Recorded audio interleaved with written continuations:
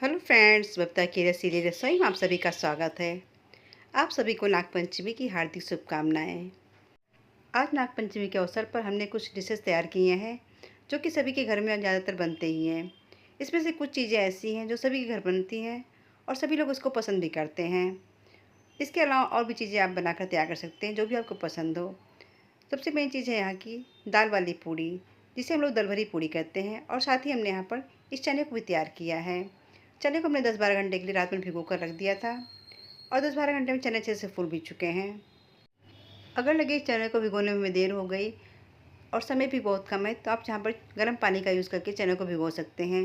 गर्म पानी में चने अच्छे से फूल जाते हैं, लेकिन यहाँ पर चने अच्छे से फूल चुके हैं। अब चने को हम 2-3 पानी अच्छे से वॉश कर लेते हैं। तो चने को हमने 2-3 पानी अच्छे से वॉश कर लिया है। चना बिल्कुल साफ़ हो चुका है और बनाने के लिए तैयार भी है। तो चने को आज हम कुकर में तैयार करने वाले हैं, क्योंकि चने कुकर में बहुत जल्दी बन करके तैयार हो जाते हैं। तो हमने पर गैस पर कुकर चढ़ा दिया है। कुकर गर्म हो चुका है। उसमें 2 चम्मच करीब सरसों का तेल डाल देंगे। आप यहाँ पर कोई भी ऑयल डाल सकते हैं जो भी आपको पसंद हो। और तेल के गर्म होते उसमें हम 4 हरी मिर्च और आधा चम्मच जीरा डाल देते हैं। बस इन्हीं 2 चीज़ों से हम चना को तैयार करने वाले हैं, क्योंकि हम लोग क्या है, चना इस तरह का बनाया जाता है, इसमें ना तो लहसुन पड़ता है ना ही प्याज पड़ता है। क्योंकि आज के दिन जितनी भी सारी चीज़ें बनती हैं वो सारी चीज़ें भोग में लगाई जाती हैं। तो जीरा और हरी मिर्च अच्छे से भून चुके हैं। अब उसमें चना को डाल देते हैं। हमने यहाँ पर चने को बहुत ही सिंपल तरीके से तैयार किया है। और हम लोग क्या, चना इसी तरह नागपंचमी के दिन बनाया जाता है। इसमें ना तो कोई मसाले पड़ते हैं ना ही कोई और चीज़ें पड़ती हैं। बस जीरा और मिर्च से इस चने को तैयार किया जाता है। तो इसे अच्छे से मिक्स करते हुए भून लेते हैं।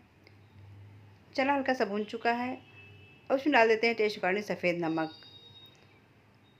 अगर आपको मसाले पसंद हो आप यहाँ पर मसालों का यूज़ कर सकते हैं, लेकिन हमने यहाँ पर इस चने को बिल्कुल सिंपल तरीके से तैयार किया है।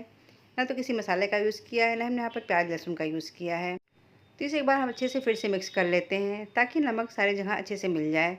और उसमें थोड़ा सा पानी डाल देते हैं ताकि चने जले ना और अच्छे से पक जाएँ। आप यहाँ पर मीठा सोडा का यूज़ कर सकते हैं, लेकिन हमने यहाँ पर बिना सोडा डाले ही चने को तैयार किया है। अब 4-5 विसल आने पर गैस का फ्लेम बंद कर देंगे। तो 4-5 विसल आ चुकी है और कुकर का प्रेशर भी निकल चुका है, यानी कि चना हमारा तैयार हो चुका है। अब चने को एक बार हम चेक कर लेते हैं चना अच्छे से पका है या नहीं। तो पहले चने को एक बार अच्छे से मिक्स कर लेंगे।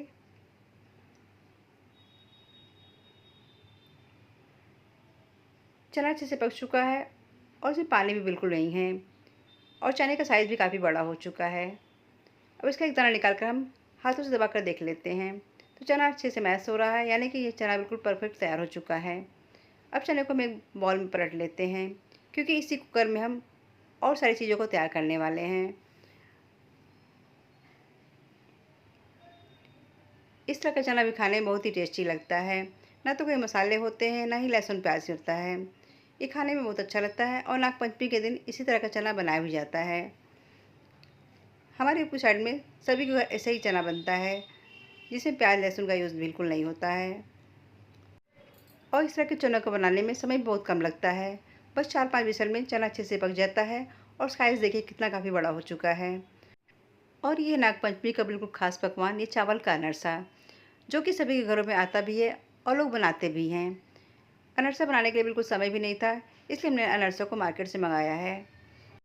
यानी कि नागपंचमी की सुबह का नाश्ता हमारा बनकर के तैयार हो गया है। यूपी में सभी के घरों में इसी तरह का सुबह का नाश्ता नागपंचमी के दिन बनाया जाता है और लोग इसे पसंद भी करते हैं।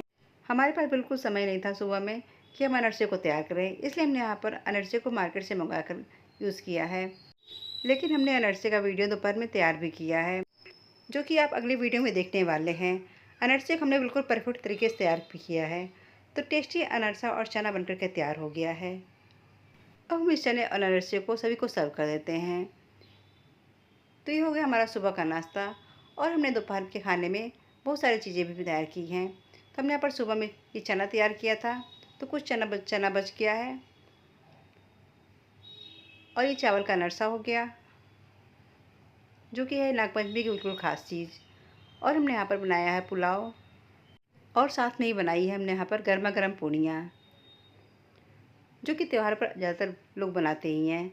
और साथ में हमने बनाई है बिल्कुल ख़ास चीज़, ये दाल वाली पूड़ी, जिसे हम लोग दल भरी पूड़ी भी कहते हैं।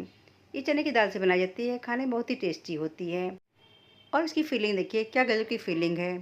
जितना दाल भरा रहेगा पूड़ी उतनी टेस्टी बन कर के तैयार होगी। और इस दाल वाली पूड़ी के साथ हमने बनाई है आलू टमाटर की सब्ज़ी, जो कि हमारे यहाँ सभी को बहुत ज़्यादा पसंद है, और वो भी बिना धनिये वाली। और साथ में हमने बनाई है एक और सब्ज़ी आलू बैंगन टमाटर की, जो कि बहुत ही टेस्टी होती है। आप लोग चने की दाल के साथ और कौन सी सब्ज़ी पसंद करते हैं, कमेंट में ज़रूर बताइएगा। और हमारे यहाँ चने की दाल की पूड़ी के साथ खीर तो सभी को ज़्यादा पसंद है, इसलिए हम खीर ज़रूर बनाते हैं। ये हमने यहाँ पर चावल की खीर तैयार की है।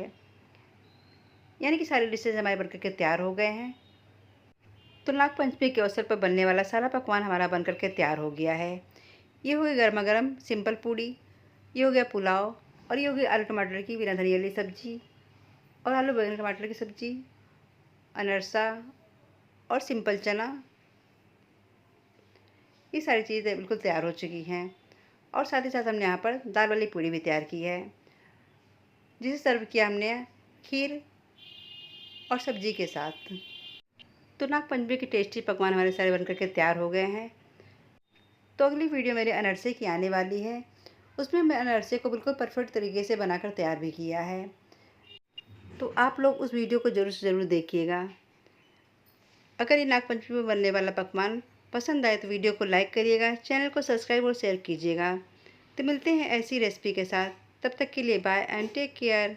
हैप्पी नागपंचमी।